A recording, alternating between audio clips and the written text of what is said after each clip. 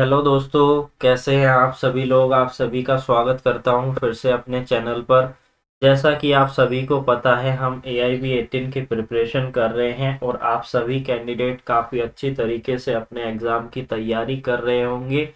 मैंने जो है रेगुलरली वीडियो जो है अपलोड करी है, जिसमें हम MCQ की प्रैक्टिस डेली करते हैं।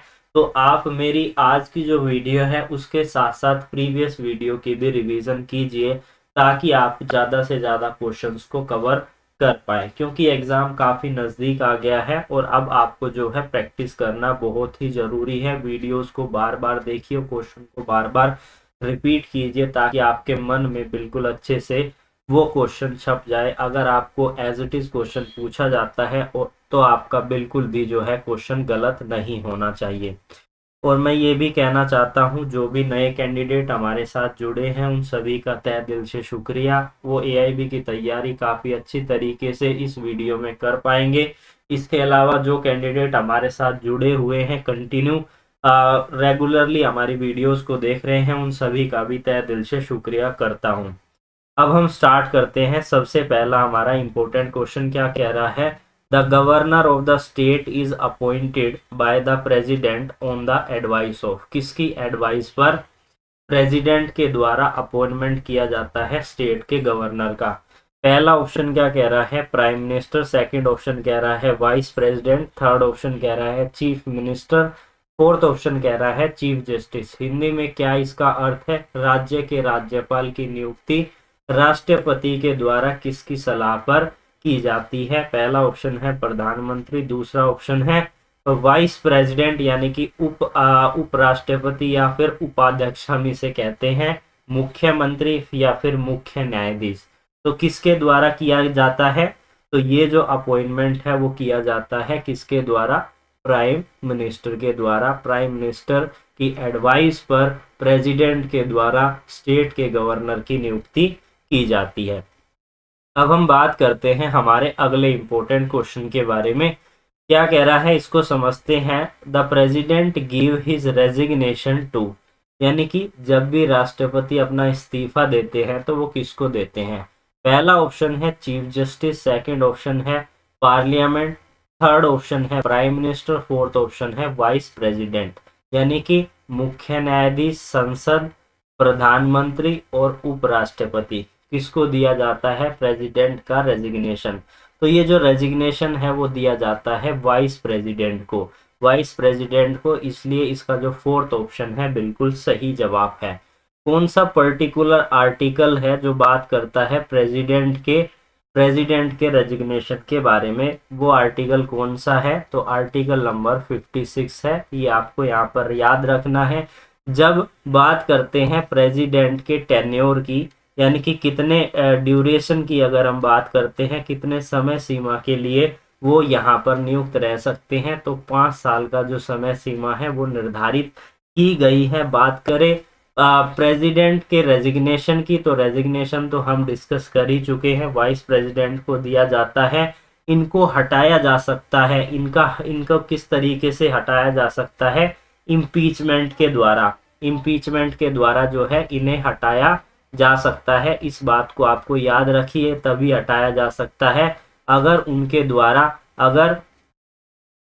अगर उनके द्वारा क्या होता है, वोलेशन होता है किसका, कॉन्स्टिट्यूशन का। अगर वो कॉन्स्टिट्यूशन के प्रोविजन का वोलेशन करते हैं तो उनको जो है हटाया जा सकता है इम्पीचमेंट के द्वारा। इस बात को आपको यहाँ पर याद रखना है। प्लस जब उनको हटाया जाना है, तो इसके संबंध में हमारा कौन सा आर्टिकल है इम्पीचमेंट के रिगार्डिंग, आर्टिकल नंबर 61।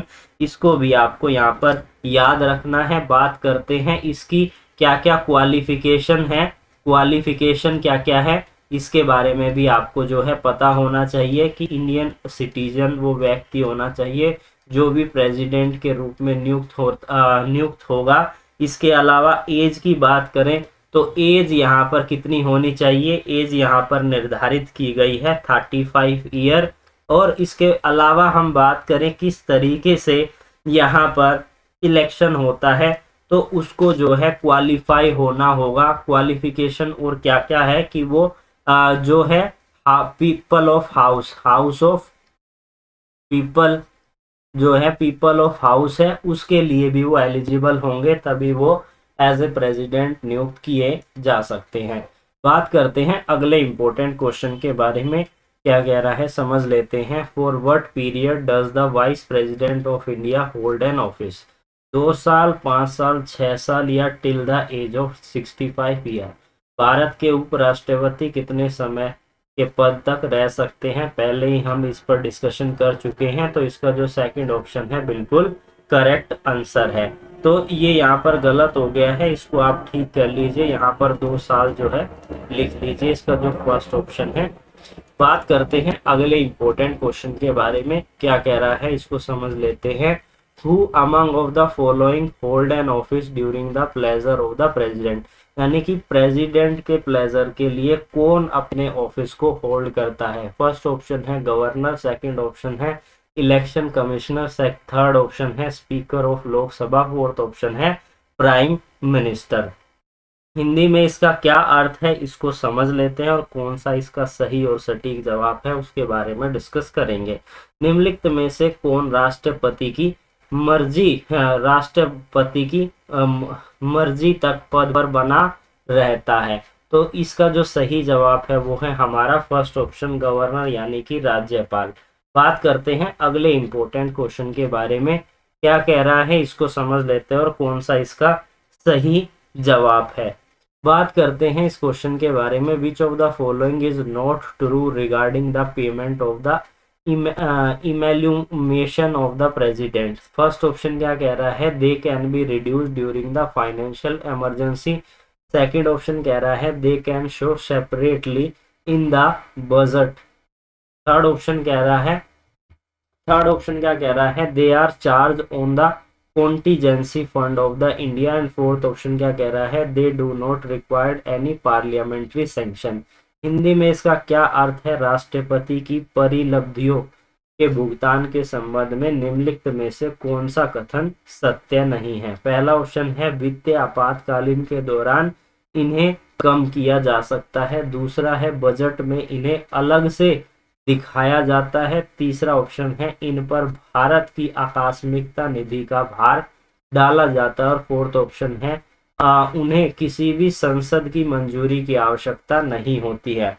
तो कौन सा इसका सही जवाब है आपके अनुसार? इसका जो सही जवाब है वो है हमारा कौन सा ऑप्शन है? वो है हमारा कौन सा ऑप्शन है? थर्ड ऑप्शन है।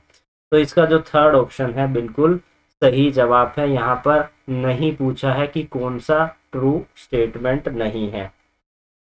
बात करते हैं अगले क्वेश्चन के बारे में। इससे पहले मैं कह देना चाहता हूं सभी कैंडिडेट से, किसी को भी ये लग रहा है किसी क्वेश्चन का गलत जवाब है तो वो कमेंट सेक्शन में कमेंट करके बता सकता है, ताकि दूसरे स्टूडेंट्स की हेल्प हो जाए और वो किसी भी तरीके से गलत जवाब ना दे। Total number of member nominated by the president to the Lok Sabha and Rajya Sabha is 12, 14, 16, 18। ये क्वेश्चन मैं आप सभी स्टूडेंट्स के लिए छोड़ रहा हूं, आपको कमेंट सेक्शन में कमेंट करना है कि कौन सा इसका सही जवाब है। मोर देन स्टूडेंट्स जो है कमेंट करेंगे, ये नहीं है कि किसी एक पर्टिकुलर स्टूडेंट ने कमेंट कर दिया तो और स्टूडेंट कमेंट नहीं करेंगे। तो सभी जो है कमेंट करेंगे ताकि हमें पता चले आप कंटिन्यू हमारे साथ मिलकर तैयारी कर रहे हैं। बात करते हैं अगले इंपॉर्टेंट क्वेश्चन के बारे में, क्या कह रहा है इसको समझते हैं। Which one of the following does not constitute the electoral college for the electing the president of India? पहला ऑप्शन है elected member of the Lok Sabha, second option है elected member of the legislative assembly of each state, third option है elected member of legislative council, fourth option है elected member of the Rajya Sabha. यहाँ पर ये देखना है कौन सी चीज कॉन्स्टिट्यूट नहीं करती है, यानी कि प्रेसिडेंट के इलेक्शन के लिए हमें पता है इलेक्टोरल कॉलेज के द्वारा इसका गठन किया जाता है, इसे कॉन्स्टिट्यूट किया जाता है। अब उसके अंदर कौन सी चीज शामिल नहीं है ये हमें देखना है। निम्नलिखित में से कौन सा भारत राष्ट्रपति के चुनाव के लिए इलेक्टोरल कॉलेज का गठन नहीं करता है? पहला ऑप्शन है लोकसभा के निर्वाचित सदस्य, सेकंड ऑप्शन है प्रत्येक राज्य की विधान सभा के निर्वाचित सदस्य, थर्ड ऑप्शन है विधान परिषद के निर्वाचित सदस्य और फोर्थ ऑप्शन है राज्यसभा के निर्वाचित सदस्य। तो फर्स्ट, सेकंड और ये फोर्थ ऑप्शन, ये तीनों आपको देखने को मिलेंगे, लेकिन जब हम बात करते हैं थर्ड पॉइंट की, ये आपको देखने को नहीं मिलेगा। तो यही जो है इसका बिल्कुल सही जवाब है। इसके अलावा आपको ये पर्टिकुलर सेक्शन पता होना चाहिए कि कौन सा पर्टिकुलर सेक्शन है जिसको आपको देखते ही इसका जवाब मिलेगा। तो आर्टिकल नंबर 54 को आपको पढ़ना होगा, तभी आपको इसका जवाब जो है मिल जाएगा। बात करते हैं अगले इंपॉर्टेंट क्वेश्चन के बारे में। प्रीवियसली मैंने आपको एक क्वेश्चन यहाँ पर दिया है, इसका पर्टिकुलर आर्टिकल भी मैं आपको बता देता हूँ। इस आर्टिकल की मदद से आप जो है इसका सही जवाब दे पाएंगे। आर्टिकल नंबर 18 आपको देखना है, उसमें आपको इसका जवाब मिल जाएगा। तो प्लीज इतना तो कर लीजिए कि 18 को देख के आप हमें कमेंट सेक्शन में राइट जो आंसर है उसको आप कमेंट जरूर कीजिएगा। बात करते हैं अगले इंपॉर्टेंट क्वेश्चन के बारे में। The council of ministers in a parliamentary type of a government can be remain in office till the enjoyment the support of, first option है मेजोरिटी और minority of the member of upper houses of the parliament, second option है majority of the member of the upper house of the parliament, third option है minority of the member of the lower houses and fourth option है majority of the member of the lower houses of the parliament. Hindi में इसका क्या अर्थ है समझ लेते हैं। संसदीय प्रकार की सरकार में मंत्री परिषद तब तक पद पर बनी रह सकती है जब तक कि उसे समर्थन प्राप्त है। पहला ऑप्शन है संसद के उच्च सदन के सदस्यों का अल्पमत होना, दूसरा ऑप्शन है संसद के ऊपरी सदन के अधिकांश सदस्य, थर्ड ऑप्शन है निचले सदन के सदस्य का अल्पमत होना और फोर्थ ऑप्शन है संसद के निचले सदन के अधिकांश सदस्य। तो कौन सा इसका सही जवाब है? तो इसका सही जवाब है हमारा फोर्थ ऑप्शन। तो ये बिल्कुल करेक्ट आंसर है, इसको आपको ध्यान में रखना है। बात करते हैं अपने अगले इंपॉर्टेंट क्वेश्चन के बारे में, क्या कह रहा है इसको समझ लेते हैं और कौन सा इसका बिल्कुल करेक्ट जवाब है उसके बारे में डिस्कस करेंगे। Which of the following appointment is not made by the parliament of India, इन सभी में से कौन सा ऐसा अपॉइंटमेंट है जो पार्लियामेंट यानी कि संसद के द्वारा नहीं किया जाता। पहला ऑप्शन है chief of the army, second option है speaker of the Lok Sabha, third option है chief justice of India, fourth option है चीफ ऑफ द एयरफोर्स। निम्नलिखित में से कौन सी नियुक्ति भारत के संसद के द्वारा नहीं की जा सकती है? सेना प्रमुख, लोकसभा अध्यक्ष, भारत के मुख्य न्यायाधीश, वायु सेना प्रमुख। तो जो हमारे लोकसभा अध्यक्ष है, जो लोकसभा स्पीकर है, उनकी नियुक्ति जो है नहीं की जाती। तो इसका जो सेकंड ऑप्शन है बिल्कुल करेक्ट आंसर है। बात करते हैं अगले इंपॉर्टेंट क्वेश्चन के बारे में, क्या कह रहा है इसको समझते हैं। Who appoint the prime minister of India, पहला ऑप्शन है लोकसभा, दूसरा ऑप्शन है प्रेसिडेंट, तीसरा ऑप्शन है पार्लियामेंट, फोर्थ ऑप्शन है सिटीजन ऑफ इंडिया। भारत के प्रधानमंत्री की नियुक्ति कौन करता है? लोकसभा, राष्ट्रपति, संसद या भारत के नागरिक। काफी इजी क्वेश्चन है, आप सभी को पता होगा। इसका सही जवाब है हमारा सेकंड ऑप्शन यानी कि प्रेसिडेंट। बात करते हैं अगले इंपॉर्टेंट क्वेश्चन के बारे में, क्या कह रहा है इसको समझते हैं। The motive under section 81 of IPC should be, पहला ऑप्शन है prevent to the harm of person, second option है prevent to the harm of property, third option है इन दोनों को, फोर्थ ऑप्शन है या तो पहला या फिर दूसरा। आईपीसी की धारा 81 के तहत मकसद होना चाहिए व्यक्ति के होने वाले नुकसान की रोकथाम, संपत्ति के नुकसान की रोकथाम। अब हमें जो है पर्टिकुलर सेक्शन के बारे में पता होना चाहिए कि सेक्शन नंबर 81 किस बारे में बात करता है। सेक्शन नंबर 81 किस बारे में बात करता है मैं वो यहाँ पर मेंशन कर देता हूँ ताकि आपको याद रहे। ये बात करता है act likely to cause harm but done without criminal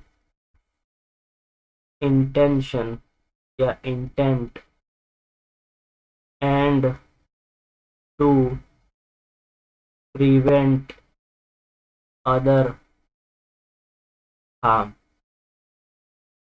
यानी कि कोई भी एक्ट किया गया है जिससे हार्म कोज हो रहा है, बट वहां पर उसकी कोई भी क्रिमिनल इंटेंशन नहीं है और वो दूसरे हार्म को रोकने की कोशिश कर रहा है, इसलिए उन्होंने ऐसा हार्म कमिट किया है। तो यहाँ पर ये जो मोटिव है ये क्या करने का है, इसका मोटिव है या तो पर्सन के हार्म को रोकने का या प्रॉपर्टी के हार्म को रोकने का।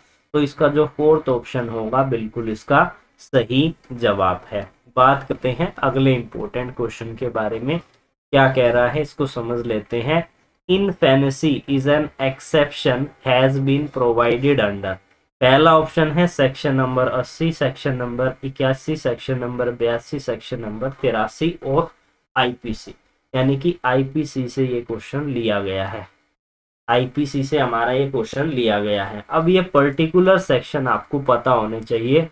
सेक्शन नंबर 81 किस बारे में बात करता है, किस बारे में बात करता है, accident in doing a lawful act. बात करते हैं 81 की, जो अब हम यहाँ पर डिस्कस कर चुके हैं, ये आपको पढ़ लेना है। 81 क्या कहता है, कोई भी एक्ट जिससे कि कोज हार्म होती को, मतलब वो हार्म कोज करता है लेकिन उसकी इंटेंशन नहीं होती, उसने इसलिए हार्म किया है ताकि दूसरा जो हार्म है उसको रोका जा सके। बात करें सेक्शन नंबर 82 की, तो सेक्शन नंबर 82 क्या कहता है, act of child under 7 year of age. बात करते हैं सेक्शन नंबर 83 की, तो 83 क्या कह रहा है ये भी मैं यहाँ पर मेंशन कर देता हूँ। Act of child above 7 year and under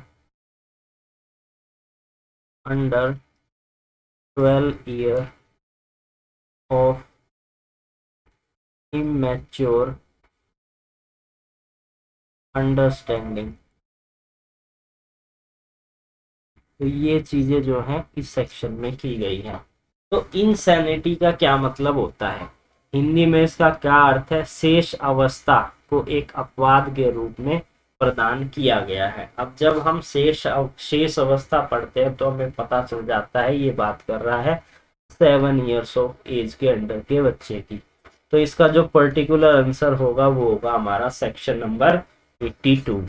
बात करते हैं अगले इंपॉर्टेंट क्वेश्चन के बारे में, क्या कह रहा है इसको समझ लेते हैं। Section number 82 of IPC provide that nothing is an offence which is done by which under of age. आप पहले ही हम इसको डिस्कस कर चुके हैं, 7 साल की एज के अंदर अगर कोई अपराध हुआ है, आईपीसी की धारा 82 के प्रावधान है कि किसी भी बच्चे के द्वारा किया गया कोई भी कार्य अपराध नहीं होगा अगर वो 7 साल की एज के अंदर किया गया है। बात करते हैं अगले इंपॉर्टेंट क्वेश्चन के बारे में, क्या कह रहा है इसको समझते हैं। Section 82 of IPC enumerate, first option है ए प्रिजम्पशन ऑफ फैक्ट, दूसरा है a rebuttable presumption of law, third option है ए कंक्लूसिव और irrebuttable presumption of law, fourth option है none of the above. IPC की धारा 82 बताती है तथ्य का अनुमान, कानून के एक खंड योग्य धारणा, कानून की एक निर्णायक या अकाट्य धारणा, फोर्थ ऑप्शन है उपरोक्त में से कोई भी नहीं। जब सेक्शन 82 को पढ़ते हैं आईपीसी की तो ये कंक्लूसिव और इरिब्यूटेबल प्रिजम्पशन ऑफ लॉ है, तो इसका जो थर्ड ऑप्शन है बिल्कुल सही जवाब है।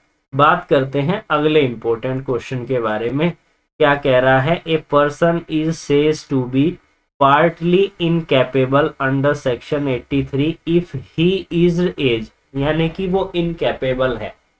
इनकैपेबल है वो व्यक्ति है सेक्शन 83 के अनुसार आईपीसी की, अगर उसकी एज कितनी होगी, 7 साल से नीचे, वो 7 साल से ऊपर 12 साल के अंदर, 7 साल से ऊपर 10 साल के अंदर, 7 साल से ऊपर 16 साल के अंदर, 7 साल से ऊपर और 18 साल के अंदर। तो हमने पढ़ा था सेक्शन 83 को, उसमें पर्टिकुलरली एज जो डिफाइन की गई थी वो 7 से लेकर 12 तक डिफाइन की गई थी। तो इसका जो सही जवाब है वो है हमारा फर्स्ट ऑप्शन। बात करते हैं अगले इंपॉर्टेंट क्वेश्चन के बारे में। क्या कह रहा है, section 83 of IPC lays down. पहला ऑप्शन है presumption of law, second option है ए इनकंक्लूसिव और rebuttable presumption of law, third option कह रहा है कंक्लूसिव और irrebuttable presumption of law, fourth कह रहा है इररिब्यूटेबल प्रिजम्पशन ऑफ लॉ। तो कौन सा इसका सही जवाब है ये आपको हमें बताना है।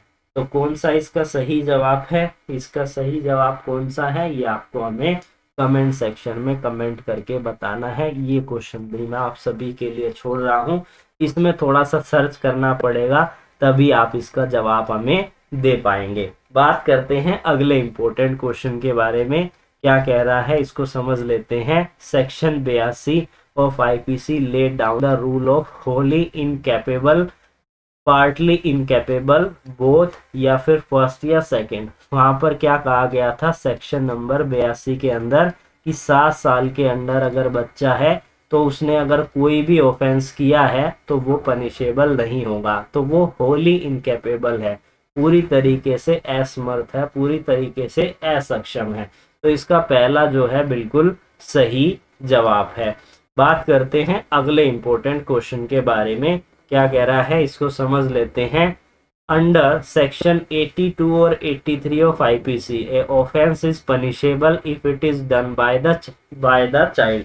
यानी कि सेक्शन 82 और 83 जो एक एक्सेप्शन की बात करता है, जनरल एक्सेप्शन की बात करता है, लेकिन ऐसे में भी उसे पनिशेबल किया जा सकता है। कब किया जा सकता है? पहला ऑप्शन है of above the 7 year of age, second option है of above the 7 year of age but below the 12 year if he is not attaining the sufficient maturity और अंडरस्टैंडिंग। थर्ड ऑप्शन है of the 7 years of age but below the 12 years of having attaining sufficient maturity और understanding. Fourth option है all of the above. Hindi में क्या इसका अर्थ है, उसके बाद इसका सही जवाब क्या होगा उसके बारे में डिस्कस करेंगे। आईपीसी की धारा 82 और 83 के तहत कोई भी अपराध दंडनीय है अगर वह अपराध बच्चे के द्वारा किया गया हो 7 वर्ष से कम के, 7 वर्ष से अधिक आयु के लेकिन 12 वर्ष से कम आयु का, यदि उसने पर्याप्त परिपक्वता और समझ प्राप्त नहीं की है। और तीसरा ऑप्शन है 7 वर्ष से अधिक लेकिन 12 वर्ष से कम आयु के व्यक्ति जिन्होंने पर्याप्त परिपक्वता प्राप्त कर ली है और उसकी उम्र कितनी है, उसकी उम्र कितनी है, 7 साल से ऊपर है लेकिन 12 साल के नीचे है। इसका जो सही जवाब है यानी कि हमारा थर्ड ऑप्शन है, जो कि समझने में मैच्योरिटी है उसको समझने की कि क्या एक्ट वो कर रहा है तब वो उसके लिए पनिशेबल होगा। बात करते हैं अगले इंपॉर्टेंट क्वेश्चन के बारे में। क्या कह रहा है इसको समझ लेते हैं। Which one of the following match is not correctly match, which one of the following match is not correctly match. Mains रिया जो रिलेटेड है आर वर्सेस प्रिंस के केस से, necessity DPP versus bread. Third option है insanity insanity वो case related है MC नेगेटन से। Intoxication Vasudev versus state of PEPSU. इस question को हम पहले भी कवर कर चुके हैं, ये इंपॉर्टेंट क्वेश्चन है, इस तरीके से आपसे जो है पूछा जा सकता है। तो जो थर्ड ऑप्शन है ये रिलेट नहीं करता इस केस से, इसके अलावा जो अदर ऑप्शन है वो रिलेट करते हैं इन सभी केस से। तो इसका थर्ड ऑप्शन जो है बिल्कुल करेक्ट जवाब है। आई होप आपको वीडियो अच्छी लगी होगी। फिर मिलेंगे एक न्यू वीडियो के साथ, तब तक के लिए धन्यवाद।